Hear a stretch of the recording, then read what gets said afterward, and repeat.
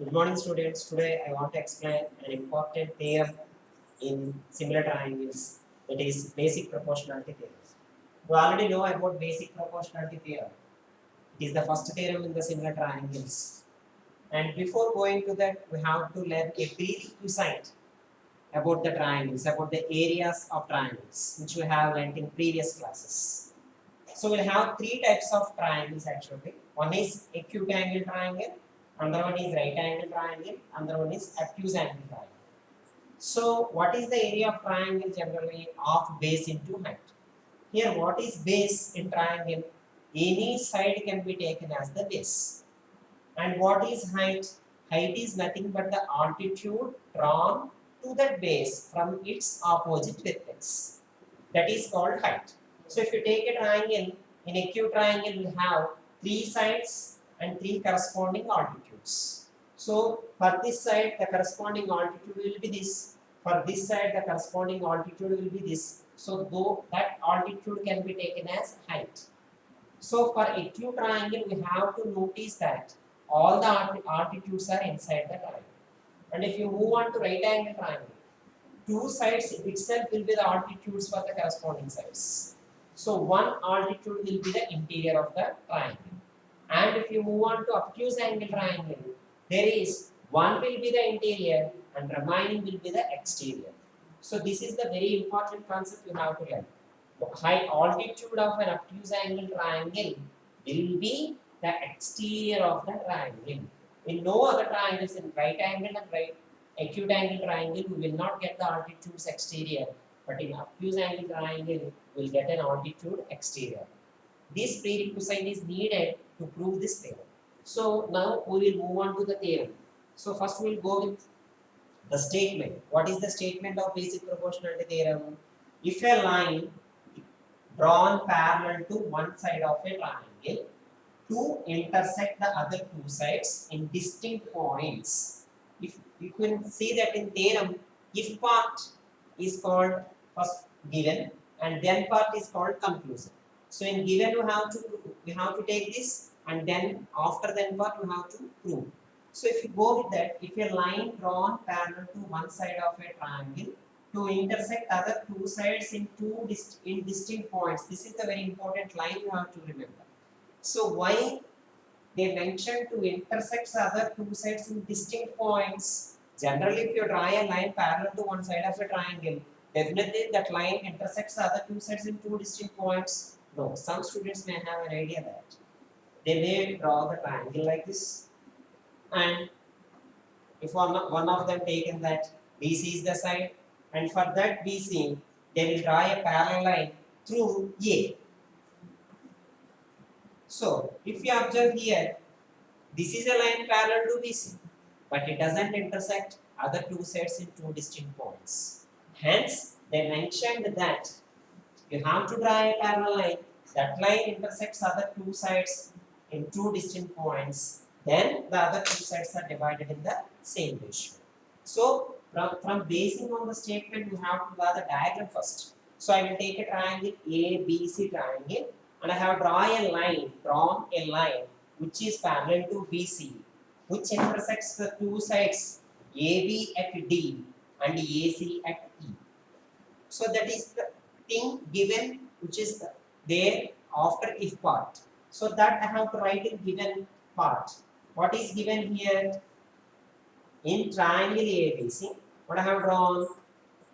The line DE is parallel to BC. So which intersects AB at D and AC at E. See this, I did by heart is given. I have taken from the statement. A line is drawn parallel to one side of the triangle, intersects the other two sides in two distinct points. So that I have mentioned in triangle ABC. DE line is parallel to BC and DE intersects AB at D and AC at E. That is nothing but given. So now what I have to prove? RTP required to prove what I have to prove here.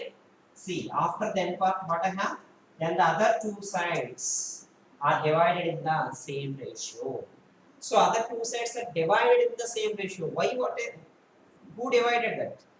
It's nothing but if you draw a line, see, if you have drawn a line here DE, that line divides this segment into two parts, is it? So one part is AD, another part is DB. Similarly here, this line divides this line segment into two parts. One part is AE, another part is EC. See this AD and DB, AE and EC formed because of the line D. So that's why the other two sides are divided in the same ratio. So already we know how they are divided. AD and DB and AE and EC. Now how to prove? Those should be in the same ratio.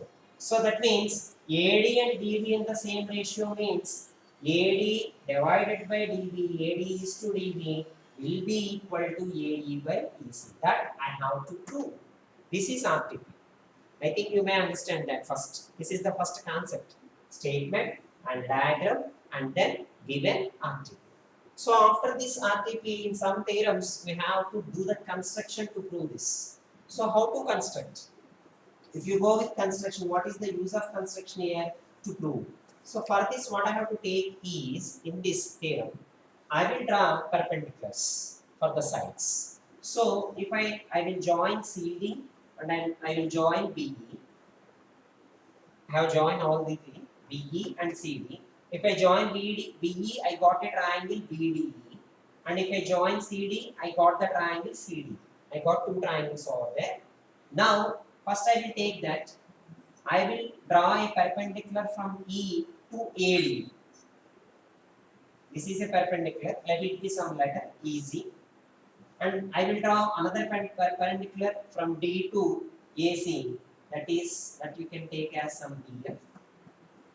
So what I have done? I have drawn DF is perpendicular to AC and EZ is perpendicular to AD. So what I have done the construction? I have drawn two perpendicular to the triangles from the vertices. That's only I have done. Now I will apply this construction in proof. See the proof, observe the proof carefully here. So in proof what I will take is, now I got here three triangles if you observe that. One is BDE. BDE is one triangle and another one is CDE. And finally the third triangle is ADE. I have three triangles, ADE, BDE and CDE. Now I will go with each triangle area. First I will go with the triangle's area of triangle ADE. If you go with the area of triangle ADE, you know that this is a acute angle triangle. So I can take the off base into height. I can take any base and any height, any altitude. So I will take base as AD and height will be, the corresponding altitude will be EZ. Therefore area of triangle ADE will be of AD into EZ. That I have taken.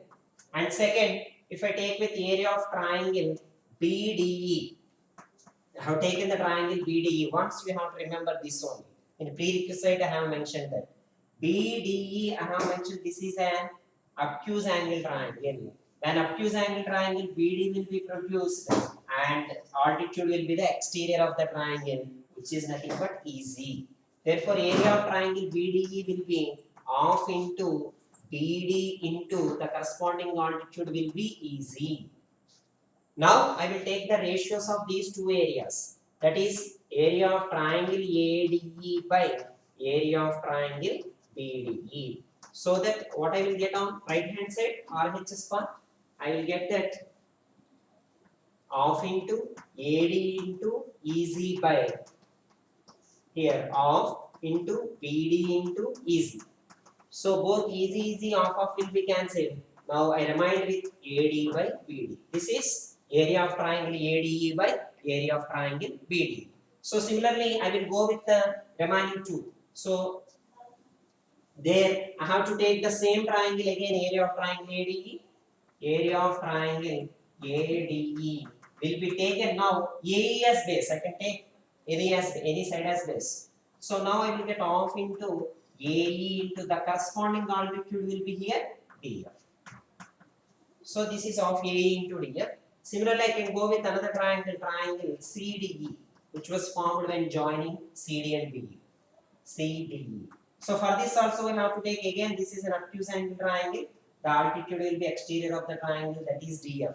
So off into side will be EC and height will be DF. Now I will take the ratio, these two, that is area of triangle ADE by area of triangle CDE, which is nothing but half into AE into DF by half into EC into DF. So there you got half and DF will be cancelled. I remained with AE by EC. So from these two equations, if you observe that, you got area of triangle ADE by area of triangle BDE. You got AD by BD, and area of triangle ADE by area of triangle CDE. You got AE by EC.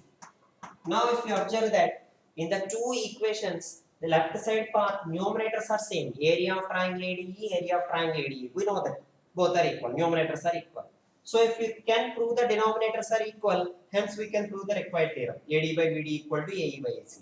So in this area of BDE and area of CDE, if you take these two, area of BDE and area of CDE, if you observe the diagram, they are between the same parallel lines, DE and BC, and they are in between the same parallel lines and they are lying on the same base, that is DE. So that we have to mention here. So triangle BDE from a triangle CDE are on the same base. What is that base? DE.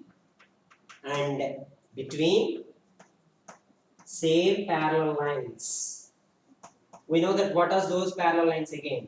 DE and BC. So they are between same parallel lines and they are lying on the same base. Hence their areas are equal. So area of triangle BDE is equals to area of triangle CDE. We know that already numerators are equal, denominators are equal. Hence both the left hand side part will be equal. We got that. So we know that now we can conclude that area of triangle ADE by area of triangle BDE is equals to area of triangle ADE by area of triangle CD. So when these two ratios are equal, their values AD by DB will be is equal to AE by EC. Hence, we have proved that theorem. That we have proved. In article we have written AD by DB equals to AE by EC. So, if a line drawn parallel to one side of a triangle to intersect other two sides at two different points, then other two sides are divided in the same ratio. So there is another short method also there, another proof also there. I will explain in the next video. Thank you.